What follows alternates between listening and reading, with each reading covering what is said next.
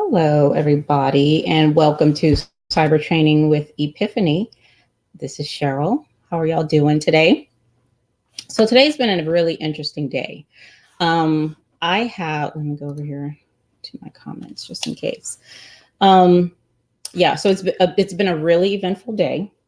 Today we got to talk with the CIO of my county to get their buy-in and help in the cyber training program.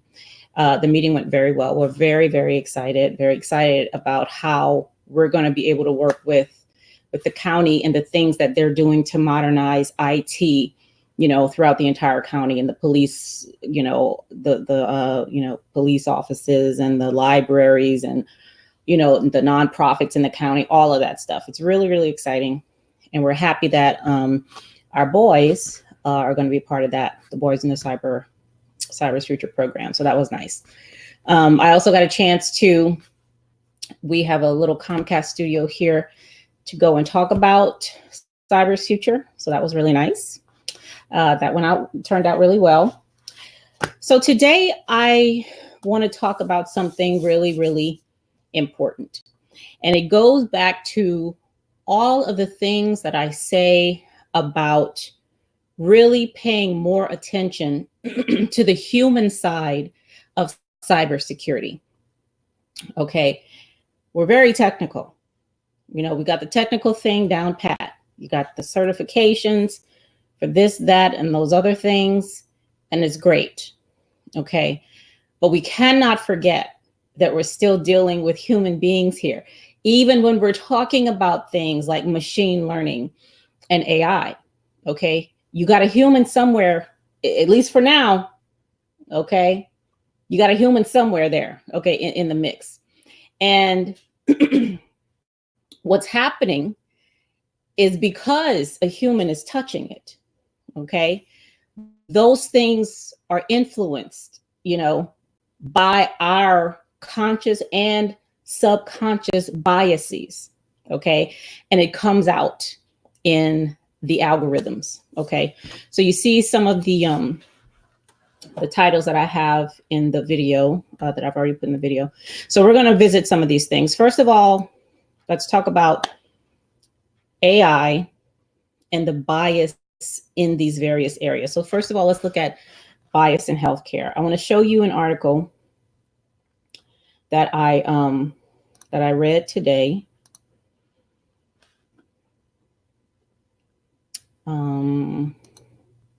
Okay, here it is. Here it is. New York, I should have put that over here. Okay. New York is investigating United Health's use of a medical algorithm that steered Black patients away from getting higher quality health care. Okay.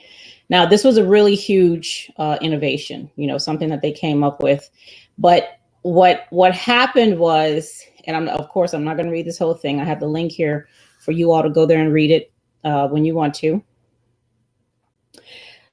What happened was the algorithm, here it is, was predicting that Black patients would cost less. Okay, which then signaled, as it says here, the medical providers that their illnesses must not be that important. But in reality, what's happening is that Black people and minority groups, they don't seek out healthcare, okay, the way that the majority groups do, okay, for various reasons. One is their distrust of it, okay. So without considering that, this algorithm, what it was doing was just increasing that bias. It was making it even worse for those groups because they were being seen as, not costing that much, and they were not being considered the way they needed to be considered, okay, in the work that was being done. So what is the company? I forget the company. The company that actually did this. It mentions it in here, and I don't know if they were able to get a statement from them.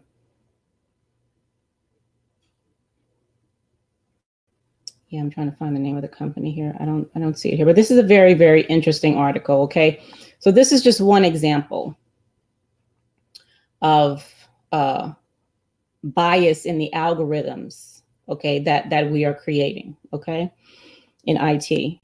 And okay, so let me go to the next one. The next one I want to show you is, you've probably heard of this one, Amazon.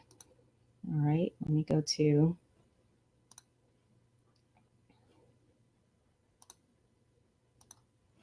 let's find the Amazon article.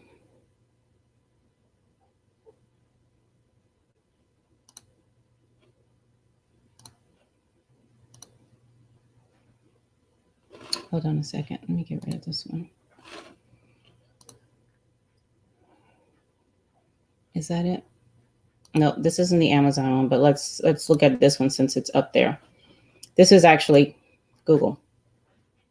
Racial bias observed in hate speech detection algorithm from Google. Okay, and you can see here they have a really easy to understand graphic of what was going on. Okay, because you know there's considering culture when you're doing these kinds of things is really important, you know, and I don't know, like I have not yet delved into, you know, design of the kinds in design of people who do these kinds of things, you know, who write, you know, algorithms for these kinds of companies and do that stuff, you know. But what I'm wondering is if, you know, things like culture, you know, are discussed.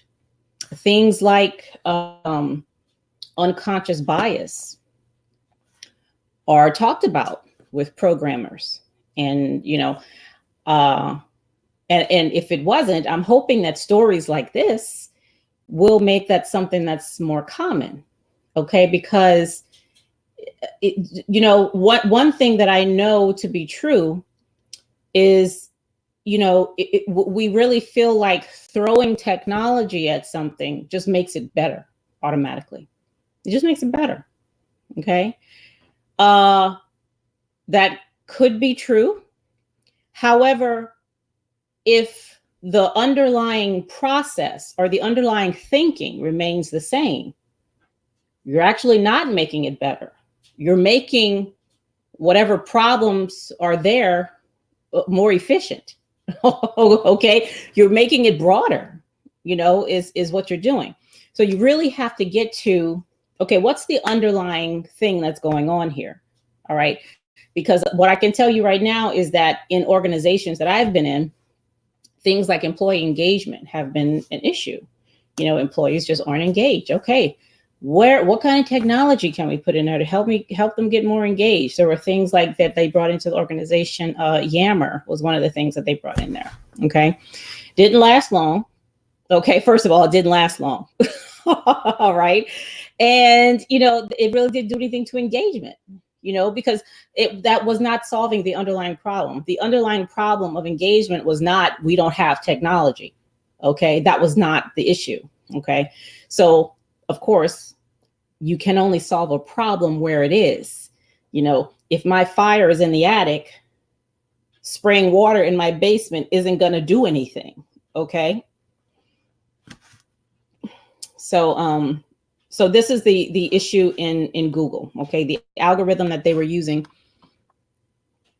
was hate speech detection. Okay, now let me show you this next. Now the next one is going to be, so I have to close this one. There we go.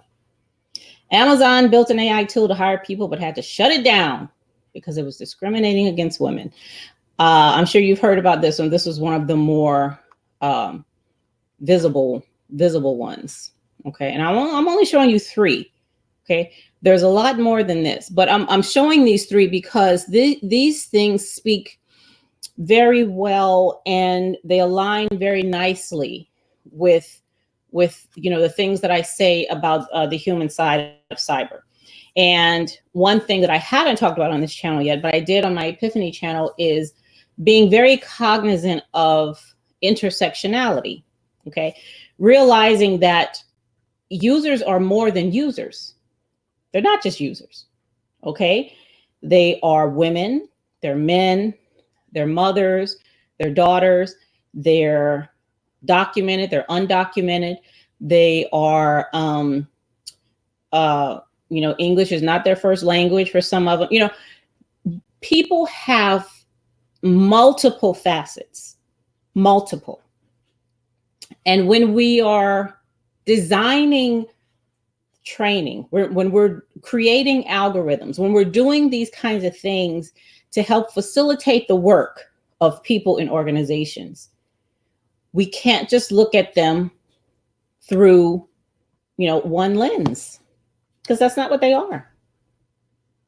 Users are not just users. Programmers are not just programmers. Okay? The people on your blue team and your red team, they have multiple facets. Okay? And when they're in training, when they're working together on teams, those things have to be considered, because you cannot say, okay, I want you to leave everything you are at the door and just bring in here the programmer. Leave the fact that you're a mother, a daughter, somebody's father, a veteran, just someone who's disabled, someone who, who's neurodiverse. You got to leave all that stuff at the door and just come in here. Just bring your programmer self in here. Okay, that's not the way it works, right? So, and what we're doing with Cyber's Future, let me get back here, is we're considering that. We're considering the whole person, okay? The whole person in there. So these are not just kids, okay? They're underserved in a lot of different ways, okay? Some of them play sports. Some of them don't like school. Some of them like it. They have various, and that's not to say that, you're going to meet every single need. But the whole point of designing is to find out, okay, what's common in this room? What's common? What does everybody in here need or want? Is it opportunity? Is it access? Is it money? Is it recognition? Is it the chance to collaborate? Is it to be heard? Do you want to be heard? Is it to feel confident? To feel competent? You see what I'm saying? Because we're all human. Now, we all have different, facets and pieces and, of ourselves, but we're all human. Okay, as far as we know, we're all human, all right? And there are very fundamental things that are common. Okay, so if you can just go into your design process, if you can go into the work that you're doing with your cyber team, with that in mind, realizing that every person has aspects of intersectionality where things just cross over to make that one person. Okay, you'll be light years ahead of what other organizations are doing. You'll be able to consider, okay, as I'm creating this program, what kind of biases are coming out in what I'm doing? Okay, and seeing that and admitting that. But if we never even talk about it, we never give people the chance to have that discussion, then you're going to get things like what happened in Amazon and in healthcare and in so many other places. Okay, that's what you're going to get. Okay, because of course, those things are going to come through. So what you have to make the subconscious, the unconscious conscious. All right, you have to bring it out. You have to be able to talk about it.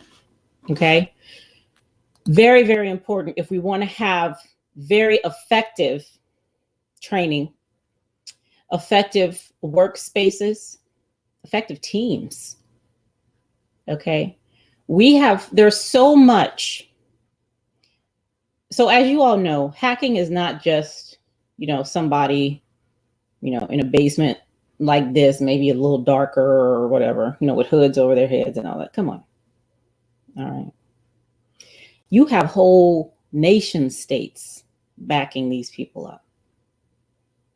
Okay. The support they have is, it's off the charts. It's absolutely off the charts. Okay. But it takes more than that. It takes more than that, especially if we're here to protect, our families, our neighborhoods, our communities, our states, our nation. Okay. We have to be able to draw on some other things, some other strengths, other competencies that we don't typically draw on in IT. When you think of IT and cybersecurity, the first thing that comes to your mind is not things like empathy. Okay. But we have to be able to exercise those abilities. We have to be able to consider the person. Okay. We have to be able to empathize and to see other perspectives. We have to. All right. And for our boys in Cyber's Future, that's one of the first things on the very first day.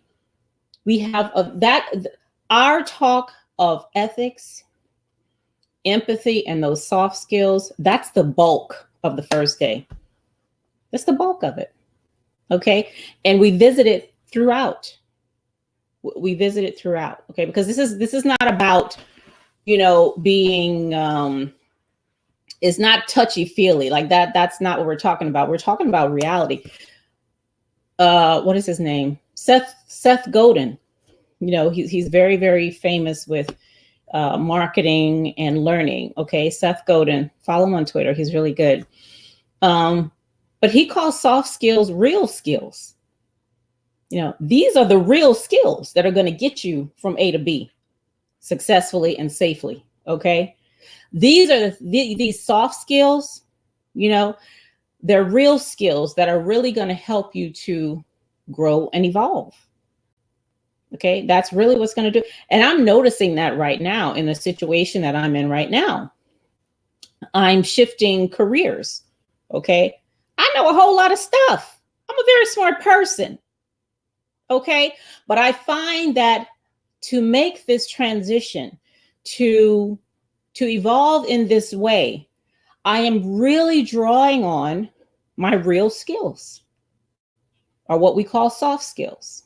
I'm really drawing on my empathy. I'm drawing on things like interpersonal skills, right?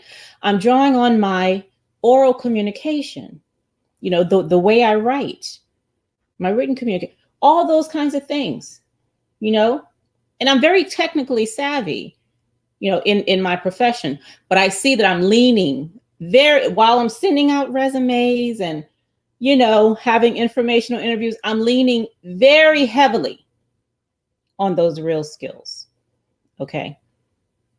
Because that's how the transition, that's going to help in the transition. Right. And not only that, it's forming connections. Now, y'all know about connections, all that, the network thing about networking. Okay. You're forming very important connections that have instrumental value now and in the future. Okay. All right. So that's what I wanted to talk about today. Did I get everything? I think I did. So please thumbs up this video. There's a thumb underneath there. So or thumbs down. If you didn't like it, just hit a thumb. Okay. That's basically what I'm saying. Thumbs up, whatever you want to do. All right. And share it if you think, it would be valuable for somebody.